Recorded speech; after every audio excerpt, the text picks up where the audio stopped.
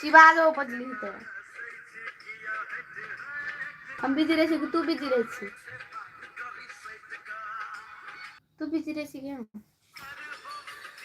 Hi friend केना छी अहाँ सब भगवान से दुआ करे छी अहाँ सब अच्छा छी यूट्यूब लाइव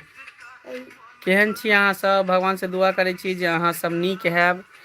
तऽ मंगला ऑफिशियल यूट्यूब चैनल में अहाँ सबके स्वागत अछि। अखन हम सब शूटिंग सेट पर छी।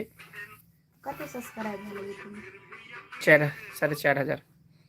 तो अहाँ सबके आशीर्वाद से बुझियो प्यार दुलार से 4,000 सब्सक्राइबर हो गेले। तो जहिना हर चैनल पर प्यार आशीर्वाद बने छे तेनाहिते हमरो चैनल पर प्यार आशीर्वाद बनेने रहो। साथ ही हमारा और भी कलाकार सब है तकरा से मिलाबे जा रहल छी। तो देखियो ई भगल नमस्ते साथी सब नमस्ते हम संध्या हमर घर भेल नेपाल अहाँ सब केना छी साथी सब जल्दी जल्दी हमरा लाइव में जुड़ू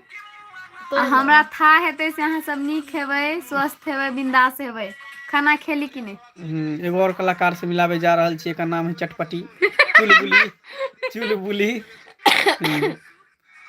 हेलो साथी सब अहाँ सब केना छी हमर घर भेल नेपाल और दुनू के घर नेपाले भेल हमर घर नेपाल लहान भेल और अहाँ सब केना छी ठीक छी चैनल के नाम से हो कह दियो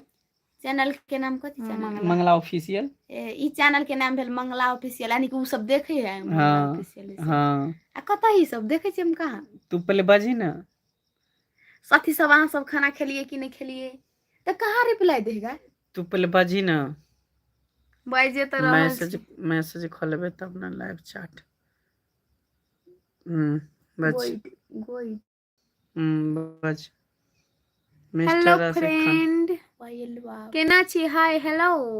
हाउ आर यू साथी दू जना आप देखा तो नहीं देखा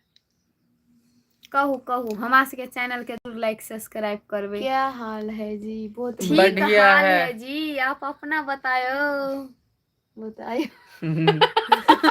हिंदी नहीं बाजे आवे त कला बाजे नहीं बताओ न हजुर अपना हाल खबर बताओ न ओ सर के छ आई एम योर लाइक ओ thank you so much sir ji like गर्नु भयो